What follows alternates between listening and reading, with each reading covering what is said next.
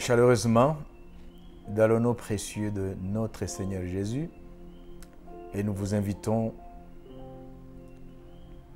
dans ce partage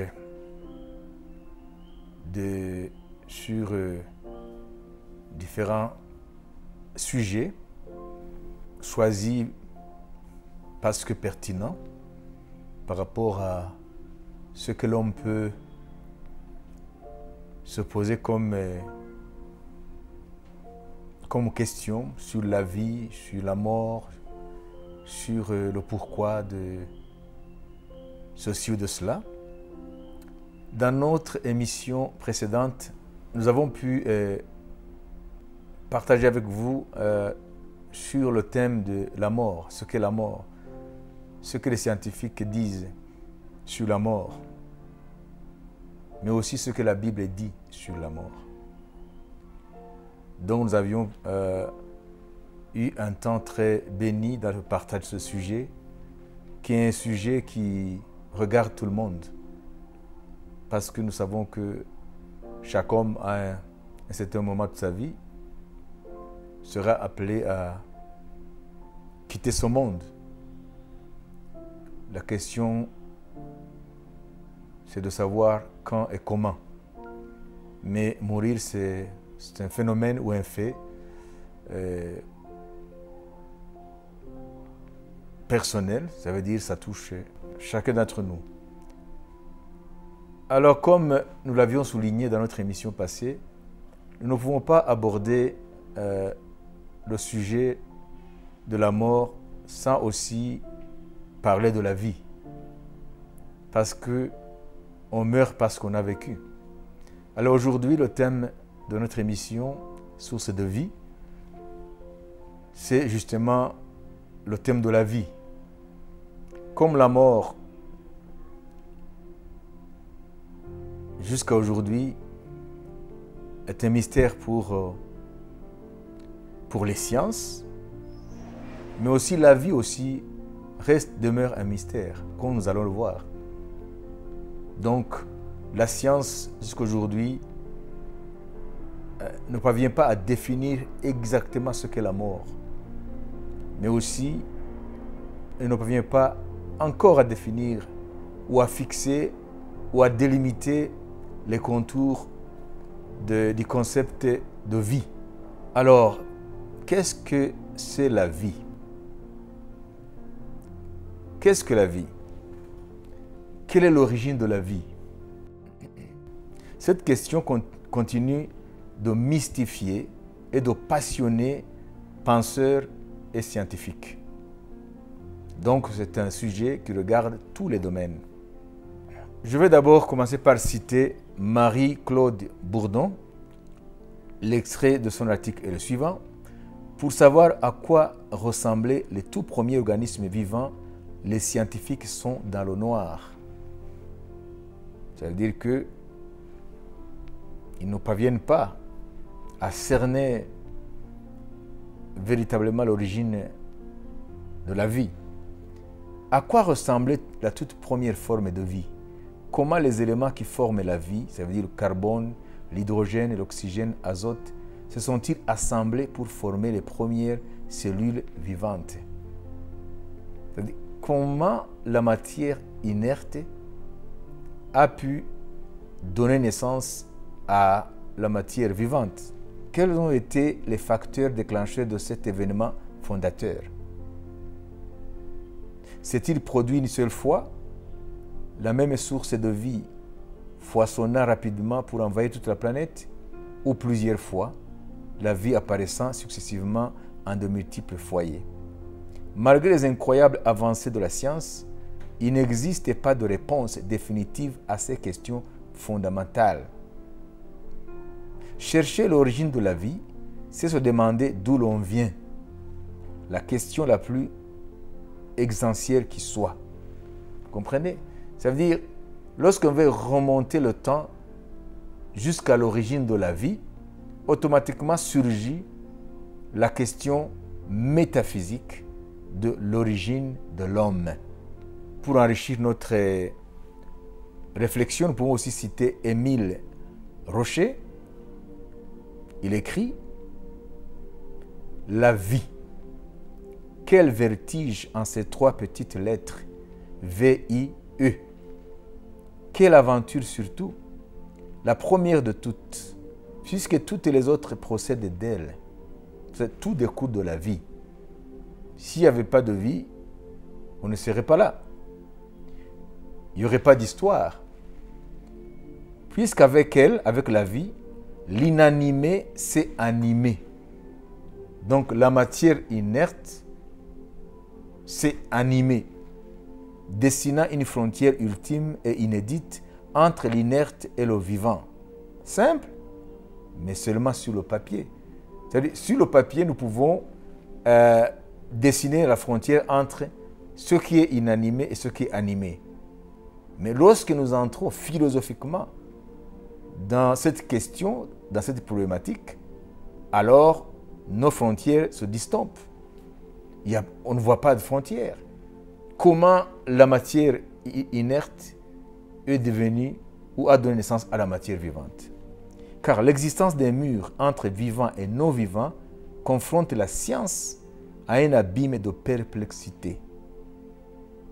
Tout dépend de ce que serait la vie.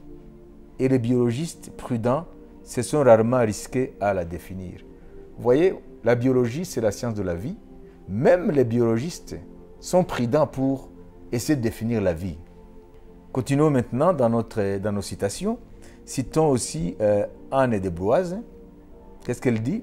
Biologiste, généticien, mais aussi physicien, astrochimiste et les autres, tous cherchent à délimiter les contours de la vie. Donc tous les scientifiques, sans qu'aucune définition précise fasse l'unanimité. La vie serait-elle donc fondamentalement insaisissable? Vous voyez? Donc, dans tous les domaines de la science, on a essayé de définir ce qu'est la vie. Mais jusqu'aujourd'hui, la vie reste indéfinissable, insaisissable. Ça, c'est très important. Parce qu'il y en a qui disent que la science a pourvu à toutes les réponses. Non. C'est méconnaître l'histoire des sciences. Chaque science séparément. Comment elle a évolué jusqu'aujourd'hui. Quelles sont les prouesses qui ont été atteintes.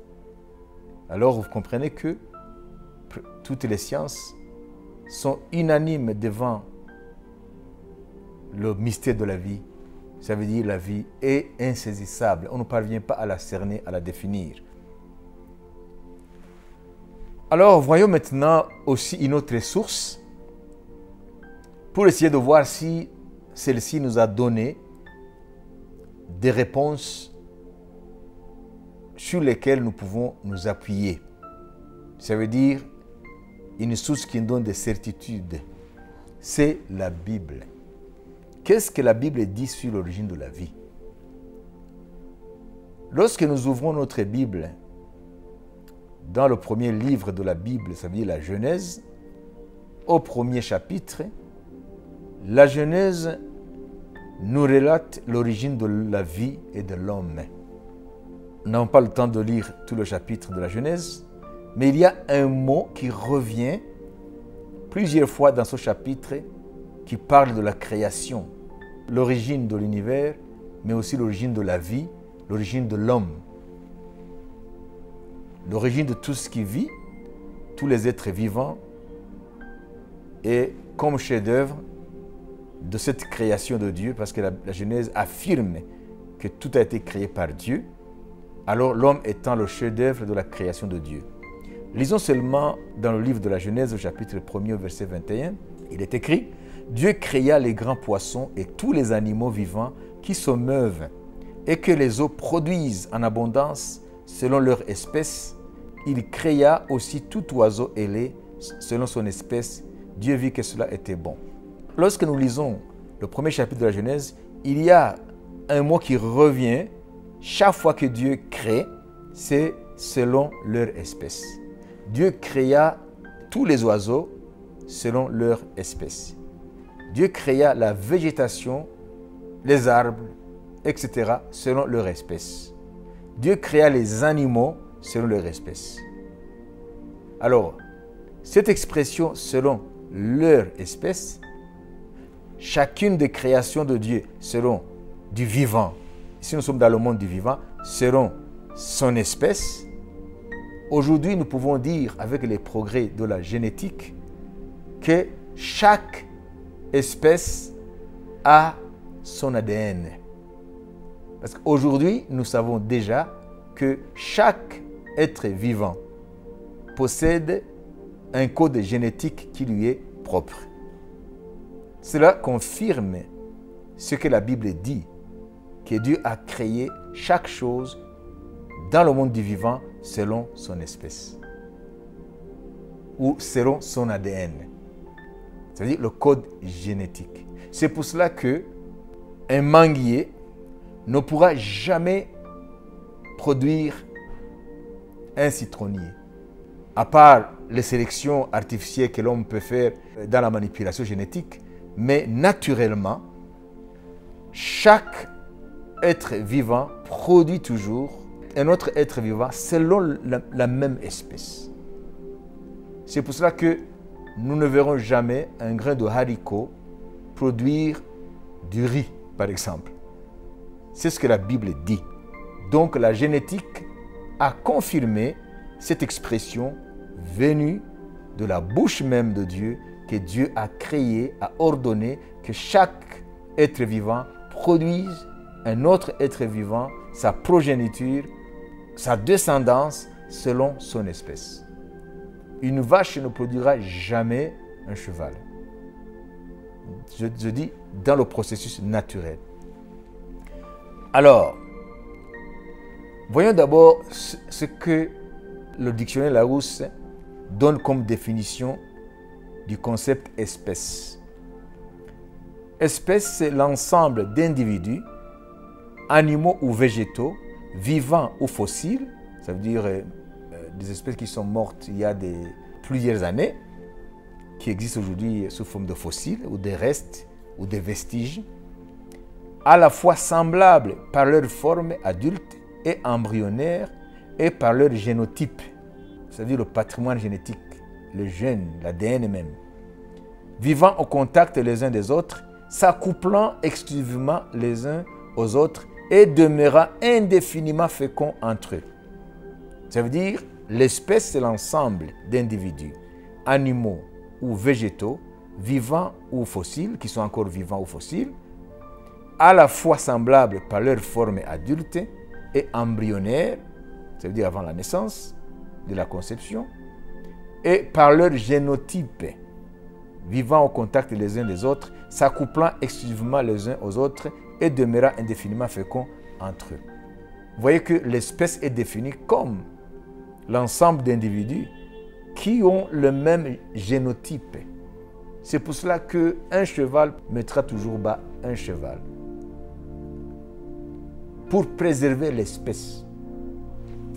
La deuxième définition que donne le dictionnaire Larousse, l'espèce est la nature propre à plusieurs êtres vivants ou à plusieurs choses qui permettent de les faire entrer dans une classe, une catégorie distincte des autres. Voilà ce que la Bible annonce ou révèle, que le vivant n'a pas surgi spontanément par un processus naturel, mais le vivant a été créé et après Dieu a ordonné qu'il y ait reproduction de toutes les espèces, mais chacune en son rang, que ce soit les espèces végétales ou animales. Et par-dessus tout, l'espèce spéciale, ça veut dire l'homme. Maintenant, ce qui nous intéresse ici, c'est l'homme. Alors, parlons de l'homme. Dans la Genèse, au chapitre 2, verset 7, il est écrit « L'Éternel, Dieu, forma l'homme de la poussière de la terre. Il souffla dans ses narines un souffle de vie et l'homme devint un être vivant. » Ça veut dire, l'homme, parmi toute la création de Dieu, la création vivante, l'homme est une créature spéciale. Parce que l'homme est composé, ou dans sa création, l'homme a deux origines. Par son corps physique, il a été créé à partir de la matière. Mais par son esprit, il a une origine surnaturelle. Parce que Dieu a soufflé dans ce corps qu'il venait de créer avec la matière, ou de former avec la matière, Dieu a soufflé. En hébreu, ça veut dire roi, l'esprit de Dieu. Ça s'appelle roi. Dieu a soufflé, a donné son esprit à cette matière qui était encore inerte. Et la matière inerte est devenue une matière vivante, non seulement vivante, mais ayant aussi une partie qui vient du surnaturel, vous savez, l'esprit de Dieu. C'est pour cela que l'homme, parmi les créatures vivantes, l'homme a une particularité parce qu'il possède une conscience. Dieu étant la conscience au-dessus de tout, alors Dieu a fait que l'homme soit aussi une consciente vivante. Ça veut dire un être capable de penser sur soi-même, mais aussi de penser, de s'interroger sur ce qui l'entoure, sur Dieu, sur la création autour de lui. Jusqu'à présent, il n'y a aucune autre créature parmi les créatures vivantes qui a une conscience. Conscience de ce qu'il est, cette créature, conscience de sa finitude et de sa mort, parce que l'homme peut penser sa mort. Mais les animaux ne pensent pas sur leur mort. L'homme peut aussi transcender sa propre vie, penser aussi en dehors de lui. Penser sur Dieu. Se demander, penser la transcendance. Donc, l'homme, c'est une créature spéciale du fait qu'il a une origine matérielle, mais aussi une origine surnaturelle de par son esprit. Il est surnaturel, il est spirituel. C'est pour ça que la Bible dit que Dieu a créé l'homme à son image. Parce que Dieu est esprit, dit Jésus dans les évangiles, l'évangile de Jean, dans son dialogue avec la Samaritaine, au chapitre 4 de l'évangile de Jean, Jésus dit que Dieu est esprit. Voilà, c'est pour cela que l'homme est devenu aussi un être spirituel. Alors, lorsque nous regardons du côté des évolutionnistes, ça veut dire les partisans de l'évolutionnisme. L'évolutionnisme vient de deux hommes. Un Anglais qui s'appelle Charles Darwin et aussi un Français qui s'appelle Lamarck. Alors, ces deux personnalités sont à l'origine de ce qu'on appelle l'évolutionnisme. Ça veut dire l'homme n'a pas été créé, ou même tous les êtres vivants n'ont pas été créés. Ces êtres vivants sont le produit d'un processus naturel, selon l'évolutionnisme et le transformisme. Ça veut dire que au départ, il y a eu la matière inerte, ayant en son sein le potentiel de pouvoir devenir aussi une matière vivante. Et dans ce processus naturel, il y a eu l'évolution des espèces, mais aussi la transformation de ces espèces en d'autres espèces. C'est pour cela que Darwin, par exemple, dit que l'homme n'est pas un être spécial, mais c'est un chaînon de la longue chaîne d'évolution et de transformation dans le règne animal. C'est-à-dire, l'homme n'est autre chose qu'un animal qui a atteint ce stade d'évolution par la transformation. Mais ce que Darwin et ses disciples, ou ses adeptes, ou tous les adeptes de l'évolutionnisme et du transformisme ne parviennent pas à expliquer, qu'est-ce qui a été à l'origine de ce long processus naturel d'évolution des espèces et de leur transformation. Ça a commencé quand? Qu'est-ce qui a été le moteur? Pourquoi est-ce que aujourd'hui, nous ne voyons pas aujourd'hui des singes qui continuent à se transformer en hommes ou en êtres humains? Comment est-ce que nous ne voyons pas des manguiers se transformer en d'autres arbres fruitiers? Pourquoi est-ce que jusqu'à aujourd'hui, à part la manipulation génétique faite par l'homme, nous ne voyons pas une espèce se transformer en une autre espèce? Donc l'évolutionnisme ou le darwinisme, avec cette étape de transformisme, sont des fausses sciences, sont battus en brèche, philosophiquement, même scientifiquement. Parce que la génétique montre que chaque espèce se perpétue dans les limites même de sa catégorie. Ça veut dire que l'homme jamais ne mettra au monde un cheval. L'homme ne mettra jamais au monde autre chose que son semblable. Donc lorsque nous regardons la descendance ou l'ascendance des espèces vivantes, nous voyons que chaque espèce produit son espèce.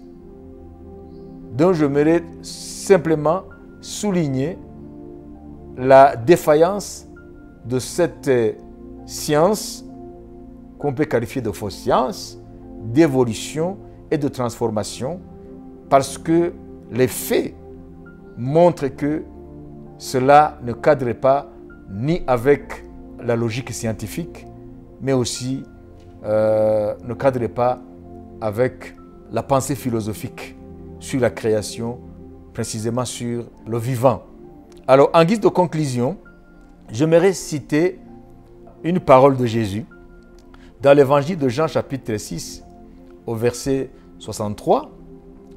Jésus dit, « C'est l'esprit qui vivifie, la chair ne sert de rien.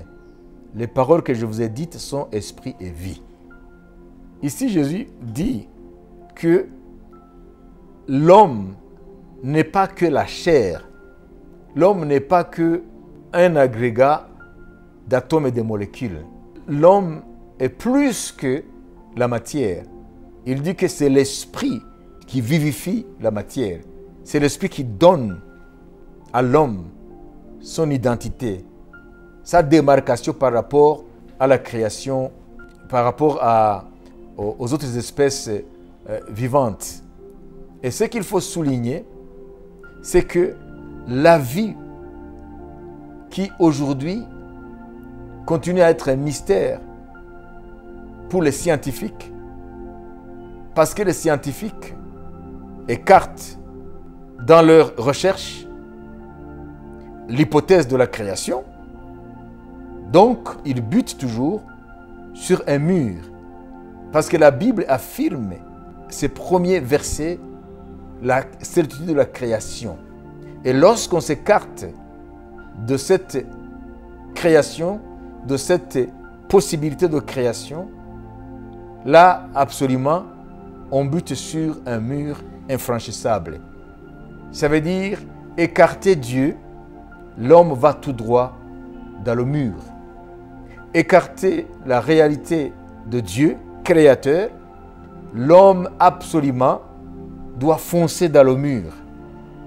Parce qu'il faut l'humilité pour accepter que la matière inerte, la matière sans vie, ne peut jamais donner naissance à une matière vivante et par surcroît, une matière qui pense. Comment est-ce qu'une matière qui est inerte, une matière sans vie, peut donner naissance à une matière vivante? Mais plus que cela, une matière qui pense sur elle-même. Donc la conscience de l'homme prouve sans aucun nombre de doutes qu'il y a une conscience supérieure, une conscience qui a pensé toutes choses, une conscience qui a voulu toutes choses, une conscience qui a planifié le processus de toutes choses, une conscience qui a fixé des téléologies ou des buts. Parce que téléologie vient de télos, ça veut dire des buts. Donc, si nous écartons Dieu dans notre conception du monde et dans notre conception de la vie, nous irons toujours droit dans le mur. Ça sera toujours un blackout. L'homme ne sera pas capable de saisir les réalités qui sont intrinsèquement liées avec le monde du vivant, mais aussi le monde de l'inerte, c'est-à-dire le cosmos, la nature elle-même. Alors, en guise de conclusion, il faut savoir que toutes les sciences, jusqu'à aujourd'hui, ne parviennent pas à définir ce qu'est la mort et ce qu'est la vie. Parce que la science écarte l'idée même d'un Dieu créateur. Et c'est pour cela que la science ne sera jamais en mesure de cerner ce qu'est la vie, de comprendre ce qu'est la mort, si elle ne donne pas raison à la Bible qui annonce que tout a été créé par un Dieu. Ça veut dire il y a un Dieu qui a créé toutes choses. À l'origine de la vie, il y a le Dieu vivant. Il n'y a que le vivant qui peut donner naissance à quelque chose de vivant. Donc, il y a un Dieu vivant, il y a El Hay, qui a la vie en lui-même. Alors, ce Dieu vivant, El Hay, c'est lui qui a la possibilité de donner naissance ou de créer quelque chose qui est la vie. Si on écarte Dieu dans nos recherches ou dans notre recherche de compréhension de ce qu'est l'univers ou de ce qu'est la vie ou de ce qu'est l'homme en particulier, nous n'aurons jamais de réponse. C'est pour cela que les Darwin, les évolutionnistes, les transformistes ont essayé de prouver que Dieu n'existait pas. En fait, le darwinisme, ça veut dire l'évolutionnisme et le transformisme, ne sont autre chose que des attaques contre la réalité de Dieu. Ce sont des attaques dirigées contre l'affirmation même de l'existence de Dieu, mais aussi de la foi, et principalement la foi chrétienne. Aujourd'hui, je vous inviterai à reconsidérer ce que certaines pseudo-scientifiques ont pu donner comme science, comme affirmation de l'inexistence de Dieu, d'un univers qui a surgi de nulle part, de la vie qui a surgi de nulle part. Et aujourd'hui, la vérité se pointe devant vos affirmations parce que nous voyons aujourd'hui que rien ne peut corroborer, ne peut appuyer l'idée même d'une création sans créateur. L'idée même d'une matière qui a commencé nulle part et qui a évolué et finalement une matière inerte parvenir à donner naissance à une matière vivante et de surcroît une matière qui pense, ça veut dire l'homme. Dieu a créé. Il y a un Dieu créateur. Et ce Dieu s'est révélé à travers sa parole, la Bible, et la révélation, l'apothéose de la révélation de Dieu, la quintessence de la révélation de Dieu, c'est Jésus de Nazareth. Dieu fait homme. C'est pour cela qu'il a dit, celui qui m'a vu a vu le Père. Ça veut dire Jésus, c'est l'expression. Il est l'image du Dieu invisible, l'empreinte de sa personne. Ça veut dire Jésus, c'est Dieu lui-même, le Créateur, qui s'est manifesté dans la chair humaine. Parce que l'incarnation même veut dire chair, viande. Ça veut dire que Dieu, Esprit, a revêtu notre nature physique en la personne de Jésus. Et c'est pour cela qu'aujourd'hui, je vous inviterai à pouvoir revenir à la source de vérité, ça veut dire la Bible. Que Dieu vous bénisse.